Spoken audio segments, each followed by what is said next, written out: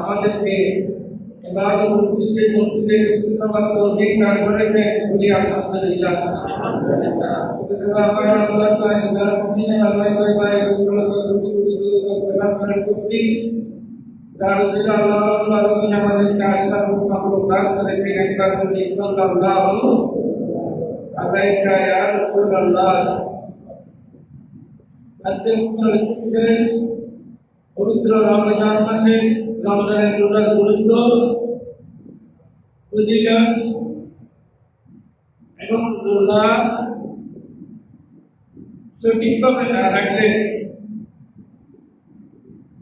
কি ধরনের শাস্তি হয় এই প্রসঙ্গে আজকে বক্তব্য একটা বিষয় আল্লাহ রাব্বুল আলামিন মেহরবানি করে আমাদের রমজানের রোজাগুলোকে কবুল মঞ্জুর করুন আমিন। রাসূল করিম সাল্লাল্লাহু আলাইহি ওয়াসাল্লাম একটি বড় হাদিস রাসূল করিমের এই ঘটনা থেকে আমরা বুঝতে পারবো ইনশাআল্লাহ যে সঠিকভাবে যদি রাখেও না রাখে আর কি কি সমস্যা হতে পারে। না বাইনামা আলা নাইমুন লাকানি রাজুলানি হাদিস শরীফ রাসূল করিম সাল্লাল্লাহু আলাইহি ওয়াসাল্লাম বলেন আমি একদিন ঘুমন্ত ছিলাম ওয়াকাদা বিদবনি ওয়াকায়ান লাকায়ানি জাবালান বিশেষ ফেরেশতা আমাকে যাতে চিন্তা করে হাত ধরে সমুদ্রের দিকে নিয়ে যাচ্ছে আর তারা বললেন ইনসান নিজেকে একটি পাহাড়ের পর্বতের নিকট নিয়ে গেলেন। এখন তিনি লাউতিবহ ফালা বললেন পাহাড়ে আল্লাহ বললেন আমি পাহাড়ে উঠার সামর্থ্য নাই, আমি পাহাড়ে উঠার সামর্থ্য নাই। ফালা তাহলে সাহেলু লাকা দুজন ফেরেশতা বললেন আমরা আপনার জন্য সহজ করে দিব, আমরা আপনাকে এই ব্যাপারে সহযোগিতা করব। বললেন নির্বাচনাতু হাত্তা ইযা কুনতুম ফি সাওয়াই জাবালাইন দুজন ফেরেশতা আমাকে ধরে পাহাড়ের চূড়ায় নিয়ে গেলেন। যাবার পরে দেখলাম সেখানে ইযা বিআসওয়াতিন শাদীদা এখানে অনেক মানুষ চিৎকার করতেছে। পাহাড়ের চূড়ায় দেখলাম অনেক মানুষ চিৎকার করে বড় বড় আওয়াজ করে। কি হলো এখানে? কুলতু মা হাদিহি ওই ফেরেশতাদেরকে বললাম মা হাদিল আসওয়াত আওয়াজগুলো এই তিনটা আওয়াজ করতে কাছে তারা কারা তারা এই আওয়াজ করতেছে আল্লাহু হাদা হাদা আহালুন নারে বললেন ইয়া রাসূলুল্লাহ এটা হলো জাহান্নামী, জাহান্নাম থেকে আওয়াজ আসতেছে। জাহান্নাম থেকে আওয়াজ আসতেছে। এখন জাহান্নাম কোথায় বা কিভাবে অনেক কথা আছে। জাহান্নাম থেকে আওয়াজ আসতেছে, ওরা চিল্লাচিল্লি করে কেন? তোমরা একটা কাউরি এসব আমাকে আবার নিয়ে গেলেন ইন্দ্রানা কওমি বিল আওয়াল্লাযিনা বিআরাদিহিম, আমাকে আরেক জায়গায় নিয়ে গেলেন। এই জায়গায় যে শুনলাম ভূতের আওয়াজ। আরেক স্থানে যখন আমি চলে গেলাম, সেখানে রাসূল করিম সাল্লাল্লাহু আলাইহি ওয়াসাল্লাম বলেন, দেখলাম কিছু মানুষ, এদের শাস্তি হচ্ছে মুশাক্কাকাতা আযযাকুহুম তাসিলু আযযাকুহুম দামান, মুখ সিরে আর আসল মাথা, মুখ সিরে রক্ত পড়তেছে, মুখের মাথা টুকরা টুকরা করে ছিঁড়ে পড়ছে, রক্ত পড়তেছে। কি ঘটনা? এবারে তারা কি ঘটনা? ওরা কারা? বলা উল্টো মানহাউলাই এরা কারা? বলা বিনা ইবলিসুল কাবলা রাহমাতুল সৌমিহিম, বললেন আল্লাহ এরা পরিশুদ্ধ মানুষ। তারা বললেন যারা পরিশুদ্ধ মানুষ, যারা ইফতার খাওয়ার আগে ইফতার করে, খাওয়ার আগে অনেক জায়গায়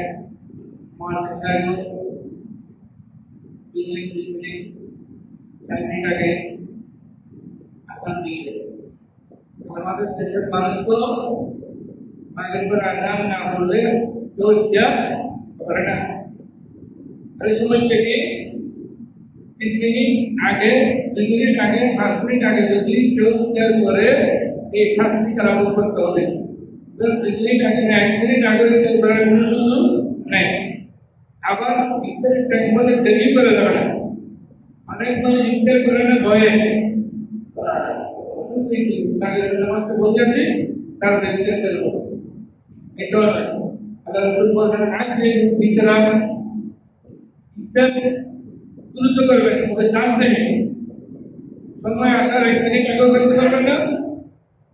আবার ওইদিকে আধা ঘন্টা পরে নামাজ পড়ে গিয়ে ইফতার করে যাবে না, বরং একটু খেলুন দিয়ে আর একটু পানি পান করে ইফতার করতে হবে। পরে আপনি খাওয়ার সমস্যা নেই, তবে জাস্ট ইফতার করতে হবে, জাস্ট ইফতার করতে হবে, নাহলে শাস্তি ভোগ করতে হবে। পরে অনেক মানুষ ঘুম থেকে উঠে, মা বাবার থাকলে ডাকতে ডাকতে উঠে না, অনেক ডাকাডাকি করে উঠে তখন সময় থাকে না। মাদ্রাসা বানাতেই বলতেছেন টাইম শেষ, আমি এবার তোমরা খাবো, পরিবারের সবাইকে খাওয়াই, রোজা হয় নাই, একদিনের রোজা হয় নাই। এই মুক্তিটা কি বলবা দিল, সে নিজেও দেরিতে হচ্ছে, আগারের পরে চারে কাজ, আবার পরিবার পরিজনের দেখতে হবে। এই ব্যাপারে কি আছে কি জানেন?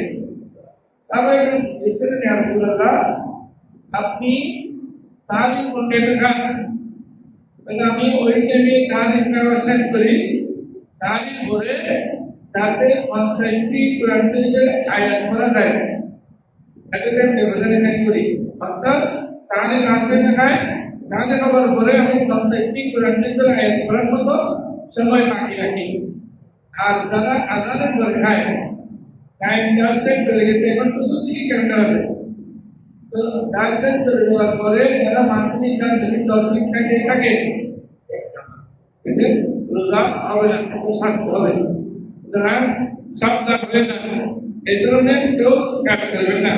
আর খালি সরকার যখন প্রায় আমার নির্যাতন আমাদের থেকে সরকারি হওয়া ভারতী রোগ ছাড়া বা সফর ছাড়া কেউ যদি রমজান মাসে ইচ্ছে করে রোজা ছেড়ে দেয়, রোজা ত্যাগ করে, এবং ইফতার আগে করলে রোজা নষ্ট হয়ে গেল। সাহারি আজানের পরে বা টাইম হয়ে যাওয়ার পরে সাহারি শেষ টাইমের পরে যদি কেউ খায়, তাহলে তার রোজা নষ্ট হয়ে গেল। এই ধরনের মানুষের জন্য বলছেন সে যদি এই রোজার পরিবর্তে একটি রোজার পরিবর্তে 1 বছর রোজা রাখে, তারপরেও এটা সমান হবে না। নাউযুবিল্লাহ। এই জালিক ওয়া ইনসামা যাহারাতুল্লাহ এভাবে আছে কি করবে সুতরাং অবস্থা বুঝে কোরআন হাদিস মেনে আপনি যদি সঠিকভাবে কাজ করেন তাহলে আপনার রোজা হবে, নাহলে আপনার রোজা হবে না। عن حذيفة رضي الله عنه قال اسند النبي صلى الله عليه وسلم إلى صدره حضرت حذيفة যেমন বলা আপনাকে রাসূলের সাহাবী উনি বলছেন রাসূল করিম সাল্লাল্লাহু আলাইহি ওয়াসাল্লামকে একদিন আমার বক্ষের মধ্যে শোয়ালেন। এখন কি রাসূল করিম আমার বক্ষের মধ্যে আমার সিনার মধ্যে রাখলাম, রাসূল করিমকে রেখে কি করলাম রাখার পরে মান ক্বালা লা ইলাহা ইল্লাল্লাহ খাতামাল্লাহু বিহা কামালাল জান্নাহ। রাসূল করিম ইরশাদ করেছেন আমার বুকে রাসূল করিম শুয়ে আছেন, ওই টাইমে রাসূল বলেন যে ব্যক্তি লা ইলাহা ইল্লাল্লাহ মুহাম্মাদুর রাসূলুল্লাহ বলে দুনিয়া থেকে বিদায় নিবে সে জান্নাত পাবে। সুবহানাল্লাহ। এই যে আমাদের দেশেও আছে এই মৃত্যুবরণকারী বা মৃত্যু সংখ্যার সাহিত্যের দিকে আমাদের দেশে মানুষ তলকিক করা তলকিক মানে শিখতে দেওয়া। মানুষ যেটা মারা যাচ্ছে তার উপর কি অবস্থা হচ্ছে এটা নিয়ম আল্লাহ ছাড়া কেউ জানে না। আপনি যদি বলেন আমার সাথে ধরো বড় বড় করে বলো লা ইলাহা ইল্লাল্লাহ মুহাম্মাদুর রাসূলুল্লাহ, লা ইলাহা ইল্লাল্লাহ মুহাম্মাদুর রাসূলুল্লাহ বড় বড় করে বলো, এভাবে কেউ বলবে না। এটা বলা নিষেধ। ঠিক একবার আগে নিতে হয়ে বলে দে, কারণ তার অবস্থা খারাপ তখন তার প্রাণ বের হচ্ছে ঢুকতেছে, বের হচ্ছে ঢুকতেছে, তোর অবস্থা খারাপ। আর অবস্থা খারাপ মৃত্যু সজ্জায় যদি আপনি বলেন এখানে বিরোধ করে লা ইলাহা ইল্লাল্লাহ মুহাম্মাদুর রাসূলুল্লাহ বলেন, সেদিকে একটা বলে আপনি করবো না। নাউযুবিল্লাহ। তাহলে জাহান্নাম করার কোনো বেনিস এইভাবে বলবেন না। মৃত্যু সজ্জায় সেই দিন ডান পাশে আস্তে আস্তে বলবেন, সে যাতে শুনে তাড়াতাড়ি না লা ইলাহা ইল্লাল্লাহ মুহাম্মাদুর রাসূলুল্লাহ এভাবে বলবেন। আর বাম পাশে আস্তাগফিরুল্লাহ বলবেন, ডান পাশে সূরা ইয়াসিন বলবেন, সূরা তাবারাকাল্লাহ বলবেন, অন্য সূরা বলবেন। কারণ একটা কালে প্রথম যদি আপনি বিশেষ করে আল্লাহু লা ইলাহা ইল্লা হুয়াল হাইয়ুল কাইয়্যুম এটা আয়াতুল কুরসি এটা পড়বেন। কারণ কি এটা বললে শয়তান আসতে পারে না, শয়তান যদি পালিয়ে যায় সেই কারণে নিয়ে যেতে পারে। সুতরাং এই তাড়াতাড়ি করবেন, আস্তে আস্তে করে ওনার সামনে বলবেন, তারপর খেয়াল করে খেয়াল করলে তখন আপনি ওনার উপকার করলেন, তাড়াতাড়ি কিন্তু ওনার উপকার করলেন। এবার রাসূল বলেন সামনে ইওমানে কামালে হিকায়া খতমাল বিহা বিহি। যে ব্যক্তি একবার একদিন রোজা রাখতে পেরেছে, একদিন রোজা রেখে করছে, সেটা কোন ধরনের? এবং একজন মানুষ দুধের বেশি না, সে হঠাৎ করে রমজান মাসে একদিন মুসলমান হয়ে গেছে। মুসলমান হওয়ার পরে মুসলমান খাইনে আজকে মুসলমান হয়েছে, পরের দিন রোজা রেখেছে। রোজা রাখার পরে সে ইন্তেকাল করছে, দুনিয়া থেকে বিদায় নিয়েছে। রোজা রাখতে পারবে শুধু একটা বলতে হালাল না, আল্লাহ বলতেন সে জান্নাতি, আল্লাহ তাকে জান্নাত দিবেন। বলে বলি সুবহানাল্লাহ। কারণ ইসলাম গ্রহণের আগে যা কিছু করেছেন ইসলাম গ্রহণের দ্বারা ইন্নাল ইসলাম ইয়াহদিমু মা কানা ক্বাবলাহু, আগে যা ছিল গুনাহ আল্লাহ সবগুলো মাফ করে দিয়েছেন। সুতরাং যারা একদিন রোজা রেখেছেন, রোজার কত দামি, কত মূল্যবান একটু বুঝেন। একদিন রোজা রেখেছে, একদিন রোজার কারণে সে জান্নাত হয়ে গেছে। অন্যান্য ছেলে হয়েছে যে একজন মানুষ মুসলমান হয়েছে, সর্বমাত্র মুসলমান হয়েছে, রাসূলের হাতে ইসলাম গ্রহণ করার পরে তখন যুদ্ধের ডাক করেছে, জিহাদের ডাক করেছে। তো সবাই যখন জিহাদে যাচ্ছে উনিও জিহাদে চলে গেছেন। এই মাত্র মুসলমান হয়েছে, একদিন তো নামাজ পড়তে পারে নাই, একদিন রোজা রাখতে পারে নাই, হজ করতে পারে নাই, যাকাত দিতে পারে নাই। সে ইসলাম গ্রহণ করার পরে জিহাদের ময়দানে গিয়ে যুদ্ধ করতে করতে শহীদ হয়ে গেছেন। আল্লাহ রাসূল বলতেন তাহলে জান্নাত সেই ব্যক্তি জান্নাত হয়ে গেল সুবহানাল্লাহ এর তাআলা জানালেন আমন তাসাদদাকা বিসাদাকাতিন কুতিবালাহু বিহা দাখালাল জান্নাহ আর যে ব্যক্তি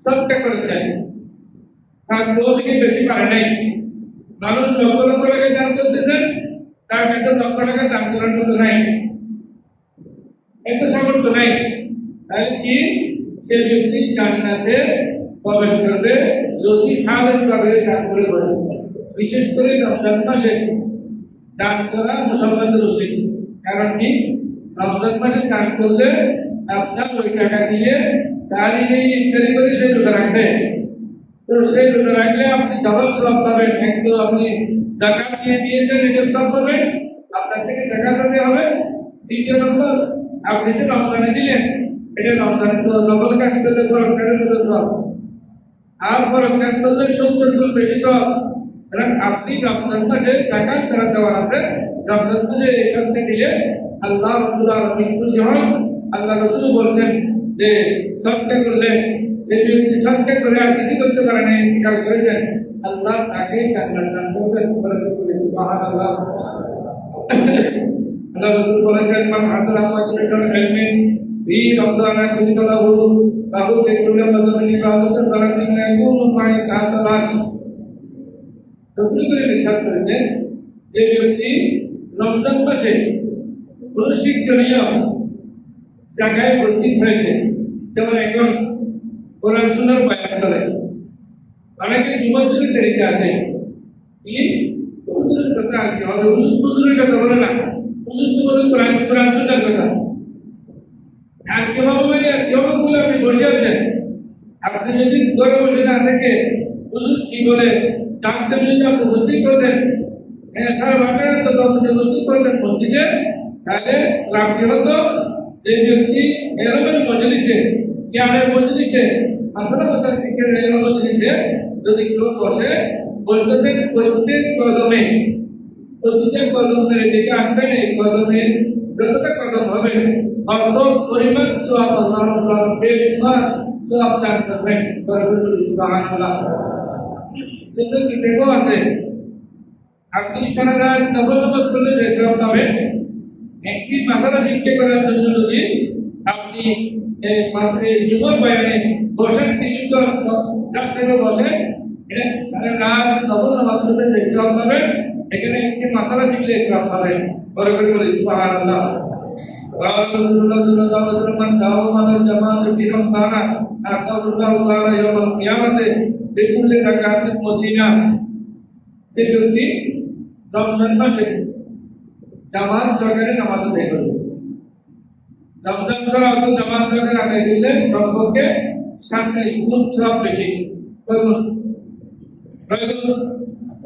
27 গুণ সওয়াব বেশি 25 থেকে 27 গুণ সওয়াব পাবেন রমজান ছাড়া আর রমজানে যদি জামাত সহকারে আদায় করেন তাহলে আপনি রমজানে জামাত সহকারে আদায় করলে আল্লাহ ইয়াউমাল কিয়ামাতে আল্লাহ প্রতিটা রুকুর পরিবর্তে হুজুরের সাথে ইমাম সাহেবের সাথে যে রুকু করবেন ওই রুকুর পরিবর্তে এক একটি নিয়ামতের শহর দান করবেন বলি সুবহানাল্লাহ আরে যত রাকাত নামাজ পড়বেন তত সওয়াব পাবেন সুতরাং আপনি জামাত সহকারে রমজান মাসে নামাজ আদায় করবেন আল্লাহ আল্লাহ তাআলা বিওয়ালিদাই ফি রমজান ইয়ানাযু নাযরুল্লাহি ফির রাহমা ওয়া তাকরীমু ফিল জান্নাহ তারা রমজান মাসে মাতা পিতার সাথে সত্য করবেন মাতা পিতার কাপড় না থাকলে কাপড় নিয়ে দেয় খাবার সঠিকভাবে দান করে খাবার কিনে দেয় মাতা পিতার সেবা করে রমজান মাসে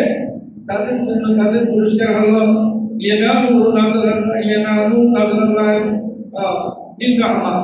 আল্লাহর রহমতের নজর তার উপর হবে সুবহানাল্লাহ আর এখন তো এত অনেক নাফরমান ছেলে আছে তাদের ব্যাপারে সামনে হাদিস শরীফ আসতেছে এখন বলবো না হাদিস শরীফ আগে বলবো বারা কবিরের দিন জান্নাত রাসূল বললেন যারা অন্তত রমজান মাসে মাতা পিতার সেবা করবে মাছ মাংস তরি তরকারি কি লাগে কাপড় চোপড় ইত্যাদি এগুলো যারা মা বাবাকে করে দিবে মা বাবার সেবা করবে রমজান মাসে আল্লাহ রাব্বুল আলামিন আল্লাহ রাসূল বলেন আমি তার জান্নাতে জামিনদার হব সুবহানাল্লাহ আমি তাকে জান্নাতে নিয়ে যাব এরপর আমাকে ইব্রাহিম তার উপরে তার জোর দেওয়া যারা স্বামী সেবা করে রমজান মাসে কষ্ট হয় বলতে অনেক কষ্ট হয় এরপরে স্বামী সেবা করে রমজান মাসে বিভিন্ন ধরনের ইফতারি তৈরি করে বিভিন্ন ধরনের খাবার রেডি করে এই কষ্টগুলো যারা করে ইল্লাওয়ালাহা সাওয়াবু মারইয়ামা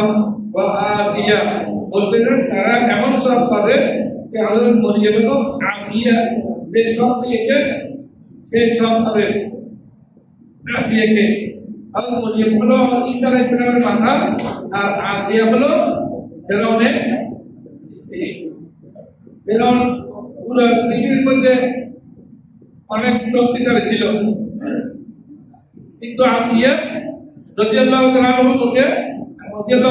মোটেও কিন্তু পারতেন নাই যে আসিয়া রাদিয়াল্লাহু তাআলা বলে তুমি পুরো পৃথিবী তোমাকে খোদা বলতে পারে আল্লাহ বলতে পারে কিন্তু আমি তোমাকে এটা বলতে পারি না লা ইলাহা ইল্লাল্লাহ আল্লাহ মানবো আমি তুমি স্বামীকে খোদা মানতে পারবে না এই জন্য ছেলে মেয়ে এবং স্ত্রী ওরা কথা মানতে হবে যখন শরীয়তের ভিতরে থাকে শরীয়তের বাইরে যা হয় যেমন কোন স্বামী বলতেন স্ত্রীকে তুমি রাখিও না এটা না আমার স্বামীকে রোজা মাফ করে দেবো বাবাকে রোজা মাফ করে দেবো এটা না মানাবো শরীয়তের ভিতরে থাকছে ওগুলো মানা ওয়াজিব কথা থেকে কষ্ট করা যাবে না হযরত সালমান ফারসি রাদিয়াল্লাহু তাআলার বড় হাদিস আমি একটু বলতেছি হযরত সালমান ফারসি রাদিয়াল্লাহু তাআলা বলতেছেন যে রাসূল সাহাবাত সবরে